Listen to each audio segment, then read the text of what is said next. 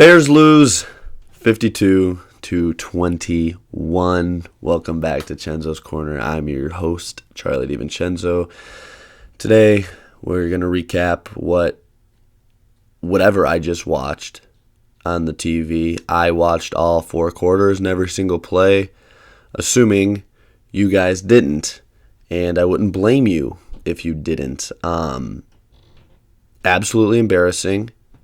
Nothing to be proud of whatsoever. There was not one takeaway from that game where I could say something was good. The offense was terrible. The defense was terrible. The coaching was terrible. The special teams were terrible. Every single aspect of the game was terrible. Now, some worse than others, of course, yes. The defense, wow. We thought getting Jalen Johnson and TJ Edwards back would mean that we were better. That was short-lived. Jalen Johnson played, 1 quarter before he went out injured? I think TJ Edwards played 2. 52 points. 52 points. I think that's the worst defensive performance I've ever seen in all my years as a Bears fan. I don't think I can point to one game worse defensively. If I'm not mistaken, we forced maybe 2 or 3 punts. A touchdown after touchdown after touchdown after touchdown. I think that they missed a field goal in there too. Man, I don't even know where to start with this one. Absolutely one of the worst losses I've seen in some time now. We've had the heartbreaking ones, but this was just a beating. This was from start to finish. This was a beating. The first drive, once again, we come out down 7-0. Score. Those first 15 scripted plays, man, we look like we could go win a Super Bowl on offense. Once you get past those plays, we're lost. Totally and completely lost. Just trying to find the words here for this embarrassing performance. Just disgusting to watch. Cairo Santos to start the game. Let's start at the beginning. Cairo Santos kicks the ball out of bounds to start the game. Already a bad omen. Here we go again. The kicking once again. It'll never be fixed. They signed Jake Moody to the practice squad this week. I want him elevated for next week's game. I want Cairo Santos gone. As soon as he kicked that ball out of bounds, I think every Bears fan got that feeling. Every single one of us said, oh, here we go. Here we go. Lions walk down the field. They score. That turned out to be a theme today. The big theme of this game was just walk past our defense into the end zone, pretty much untouched. We get the ball, first 15, like I said, perfect start to the game. Rome Odunze, one of the few bright spots today. Even he had a couple drop passes. Some of the passes, 2 of them he should have caught. 2 of them he should have caught for sure. But otherwise than that, 7 receptions, I believe 115 yards, 2 touchdowns. Looks like he was worth the draft selection where we got him. Looks about like the only one that's worth where we picked him at. Ryan Poles got extended before the season started. How? I don't know. I really don't know. Ryan Poles. Let's go over this year's draft class. Ready? Colston Loveland, first round pick at tight end. Did not play. Played a little bit. Didn't really see the field. Handful of snaps. Second round pick. Ozzie Trapillo. Healthy scratch. Healthy scratch at tackle. Not even a backup tackle. Healthy scratch. It's your second pick. Third pick. Still in the second round. Luther Burden. Wide receiver 5. 4, 5. Something like that. Kickoffs only now, apparently. He was returning kicks today. Okay. And Shamar Turner, who, does anyone even know who that is? I think if I asked 80% of Bears fans who Shamar Turner is right now, they wouldn't even know he existed. Yeah, that was our second round pick. That's our second round pick this year. Didn't play. He's been hurt. Who knows if he's actually good or not? Who knows if we hit on any picks this year? Because they're not playing. You have to play your draft picks. And I'm sick and tired of the offseason hype.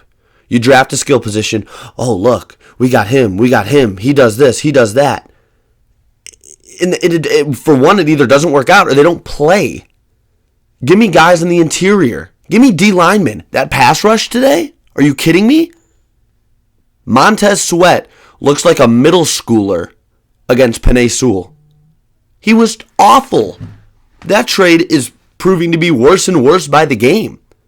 I remember how excited everybody was when we got Montez Sweat. I mean, that was supposed to be a big deal. You know, that was a midseason trade where it was like, okay, we're planning for the future here. We weren't in it that year, but we were planning for the future. He's done nothing. 8 sacks maybe in his Bears career through, what is this? Is this year 3? Is this year 3 with him? Maybe 8 sacks? He's not good. He's not that good. D-line, the rest of the D-line, I should say. Deo Odebayo, Colts free agent we signed for $55 million. Nowhere to be found. D-line, Gervon Dexter. I was high on him last week. Didn't do much today. Linebacking core, TJ Edwards, like I said, got hurt. Noah Sewell looks like the best defensive player on this team. He swarms to the ball. I mean, if I had to take a positive out of this one, it would be Noah Sewell, and I want him at the game at all times. Tremaine Edmonds sucks. Tremaine Edmonds, another guy. You trade Roquan Smith, you go out, you get TJ Edwards, you get Tremaine Edmonds. Oh, we got 2 for 1. Please. You got 2 for 1. Roquan Smith is light years better than both of them combined. Tremaine Edmonds slips and falls over the field. He can't play coverage. He can't get in the box and tackle. He's lost. He's lost. Kevin Byard out. Let's go to the secondary now. Kevin Byard at safety looks ancient. I mean, we knew he was going to be the veteran presence on this team. Second-year safety. Just, we need him back in 2015 Tennessee Titan mode because he's done nothing. Another guy that's done nothing. Jalen Johnson gets hurt in the first quarter, re-injures the groin. It's just a theme in this league. Guys get their contract, guys get their money, and they don't want to play no more. And that's just exactly what you get with Jalen Johnson. Made one good play today on Jamison Williams on a deep ball and goes down. He's done. The rest of the secondary, awful. Tyreek Stevenson is... I can't even... Tyreek Stevenson's awful. He needs to go. Now. Just pack your bags and leave. The D-line wasn't giving you much help today because of how much... The lack of pressure. The lack of pressure today is really what caused this secondary to just be dismantled, really. Any one-on-one ball. Amon St. Brown, I think, had 3 touchdowns. 100-some yards, probably 10 catches. Have a day. Against us, Detroit wanted to come in to this game to beat the brakes off of Ben Johnson and Antoine Randall and JT Barrett and the rest of the staff that Ben Johnson poached over from Detroit. They look like they didn't miss a beat from their NFC title season. Not last season. They look like they were how they looked 2 years ago. Man, they killed Ben Johnson today. He got outcoached. Again. 2 weeks straight. Kevin O'Connell, I give the pass. Kevin O'Connell's been a really good play caller and a really good coach for a long time in this league. Dan Campbell, more of a Jimmy and Joe guy than the X's and O's, as they say. I don't think he's that great of a head coach. He's a great leader. Phenomenal leader. But he got outcoached by a guy that's really known more for his leading than anything else. Let's think here. 4th and 2, I think. It was 3rd and 2 on your own 35-yard line coming out of half. Do a QB sneak with a team that's never done a QB sneak before. They get half a yard. So now it's 4th and maybe a yard and a half on your own 35. Down 1 touchdown. You go for it. And you do the same exact play that didn't work 1 play before. And everyone's shocked when it doesn't work. Detroit gets the ball at the 35. Granted, they missed that field goal. The defense buckled down for the one and only time that they did this game on that next sequence. But let's punt the ball away, Ben. You don't need to go for it every time on fourth down. It's just, you don't have to be Dan Campbell. You could be Ben Johnson. Caleb, once again, going to get unwarranted hate for no reason. All the Bagent believers, everyone that thought Tyson Bagent would be the answer to this team's prayers, watched him come in against backups on the last 2 drives of the game, fumbled a snap, overthrew Colston Loveland on his one and only target, probably his one and only true drive. He hit Kmet for a nice little 15 or 20-yard pickup. But did he look like the answer? No, because the quarterback was never the problem. And I wish he had a bigger sample size today. I wish Bagent did play a few more drives so people understand that it's not the quarterback. And they still want to sit here and they want to blame Caleb. They want to blame Caleb and they want to pin it all on him. For what reason? For what reason? Chicago media, national media, they all do it. They all do it. It's unwarranted. The defense led in 52 points today, and I've been seeing posts saying that Caleb Williams is a bust. What do you want him to do? Anyways, he really didn't play that bad. People are going to look at the pick, they're going to see that replay and freak out. That was 2nd and 32. It was like a punt. You were going to punt anyway. The guy picked the ball off where the first down would have been, 35 yards down the field. Same thing as a punt. Boo-hoo, he threw a pick. Okay. Tom Brady threw about 200 of them. It happens. DeAndre Swift fumbles down the field early in that game. We had some momentum. Another guy that just can't put it together here. He was never that great to begin with in Detroit or Philadelphia. He ran for barely 1,000 yards behind probably one of the best offensive lines ever in Philadelphia with Jason Kelce, Lane Johnson, and the rest of that crew. Barely ran for 1,000, and we wanted to get Swift, DeAndre Swift, over Saquon Barkley. Absolute joke. It's a joke. This whole franchise is run as a joke. Ryan Poles already laid out our draft class from this year. He can't draft. It's as simple as that. It's just so many misses. Last year he picked Torrey Taylor in the 4th round. 2 spots ahead of a guy named Bucky Irving. If anyone on here has heard of him. Who's currently the starting star running back for the Tampa Bay Buccaneers. Now, this is before you had Swift. All I'm saying. You're taking a punter before a position of need in running back. And it's not just the skill positions. I said it a little bit earlier. It's not just the skill positions. Your D-line looked, they're bad. Your offensive line, this revamped offensive line, how many false starts through 2 games? What's the total at now? 7 or 8? I mean, come on. These drives are starting. You're starting behind the chains on almost every single drive. There was a stat on the screen today that I was trying to take a picture of and I missed it. And it was explaining, it wasn't explaining, it was showing the down and distances we had from 2nd down and beyond. There was a 2nd and 17, a 2nd and 13. There was a 2nd and 32 and a 2nd and 34. All penalties.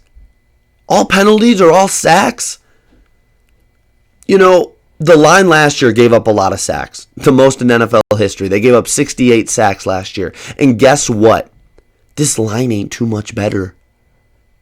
The sack numbers might not be the same, but the penalties are doing the same damage. The 2nd and 32 drive that Caleb Williams threw the interception on. Let's think here. 1st and 10, we had, I think, a 15-yard completion to Rome. Call back for a hold. 2nd and It was probably 2nd and 17, I think, because the hold was a couple of yards down the field. Next play, 2nd and 17. We had a nice little run with Swift. Face mask. 15-yard penalty. Now it's 2nd and 32. The drive's over. Come on, you're in the NFL. You're not picking that up. This isn't Madden. This isn't college. This isn't high school football. You're not getting a first down on a 2nd and 32 in the NFL unless you got to get lucky. Caleb tries to play a little bit of hero ball, throws a ball up at a kind of open Olamide Zaccheaus. He overthrows him, and it's picked off. Now, the announcers went on for about 5 minutes on that play, saying how bad it was by Caleb Williams. Sure, it wasn't great. I'm not going to sit here and defend him and say it was an awesome play. He threw a pick. It sucked. But guess what? It was like a punt. And all the media wants to rag on that. I've seen that play about 15 times on my Twitter feed, on my Instagram feed. I've seen it so many times. And it's so irritating. Thinking that I'm the only one defending. Like, let me know. Are you guys feeling how I'm feeling with the quarterback situation? Or am I losing my mind? Because I really don't think it's that bad. I'm just rambling now. I'm very frustrated, as you could probably tell. Terrible performance today. I don't even know how you bounce back from a loss like this. You got Dallas next week at home. 3:30 kick on Fox. Tom Brady's going to be calling your game. Ben Johnson, I don't know what you tell these guys. I really don't. What do you say? We'll get him next week? Come on. It's a problem that stems from the top with Ryan Poles down to Ben Johnson, down to the team. I think it's a three-way ladder just like that. And, you see the best teams. You see the Eagles. You see the Chiefs. The management is there. The head coaching is there. And that stems right into how the team plays. Our GM constantly has missed on picks. He's missed on trades. He traded a second-round pick, essentially a first-round pick, to the Steelers for Chase Claypool, who was cut after, I believe, 8 games on the team.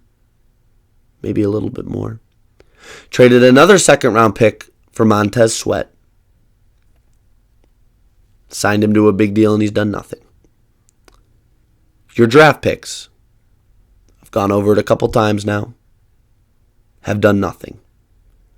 You go down to Ben Johnson, supposed to be the savant, the offensive savant who's going to save the team and save the city. Outcoached in both games. Welcome to Chicago, Ben Johnson. We're cursed. Good luck. Down to the team. Now, obviously, management, coaching, they can't get down on the field and play. I'm sure they want better results. It's just so hard to watch because you're so far away. You seem like you're so close last week. You had that game against a playoff team in the Vikings. From last year, at least. We'll see what they do this season. You seem so close. You had it. You blew it. Okay. It's another heartbreaker, but you could get over it because you were there. This loss feels like it puts you back years. I mean, you really question the rebuild process after watching a game like this. You thought we were at the end of the process? It looks like we might be starting back from square one. I mean, people are already posting stuff about tanking to get a higher pick this year. It's week 2. The hope is lost, and it's very difficult as a lifelong fan, as a diehard fan, to witness what they're putting on display now for 2 weeks in a row and really all of last year. I mean, they lose in so many different ways. Let's think. Last year, it was a Hail Mary. It was a blocked field goal. It was a total disaster with 0 time left on Thanksgiving. I know I'm forgetting so many. This is off the top of the head. This year, you blew it last week. 3 touchdowns in the fourth quarter. Now, this isn't a heartbreaker, but this is just one of those where it seems you lose a heartbreaker, you come back the next week flat. You come out flat. They did it against Arizona last year. They came out flat after the game after Washington. They came out flat against the Patriots last year. I believe again after Green Bay. Or it might have been flipped between those two. But they came out flat 2 times last year. They got their teeth kicked in by Arizona. They got their teeth kicked in by New England. Now this year, they lose another heartbreaker. They get their teeth kicked in by the Lions. It never ends. It never ends. Maybe it will. Maybe it will soon. Who knows? Maybe you come out versus Dallas next week, play your tails off, and win a ball game. I don't know. We'll see. There's a lot of work to do. There's a lot of stuff. It's only up from here. Ben Johnson, please say something to these guys. Please light a fire under these guys. I want to see them come out strong next week against Dallas. You're 0-2. It's early. We're definitely not talking playoffs anymore, but we're just talking about getting on our feet here and getting this ball rolling a little bit. That's really all I have for today. Thank you guys for watching. I'm going to try to come out with some more videos. I was sick the other day. That's why I couldn't come out with a video. I think we're going to do a little Oklahoma recap, maybe midweek this week. There'll be more Bears content coming out. And anything else you guys want me to post or want to hear about, you let me know. And like I said in the last video, I'm open to any ideas. So bear down, go Bears. Tough game today. Terrible game today. But you've been watching Chenzo's Corner. I'm your host, Charlie DiVincenzo. I'll see you in the next one.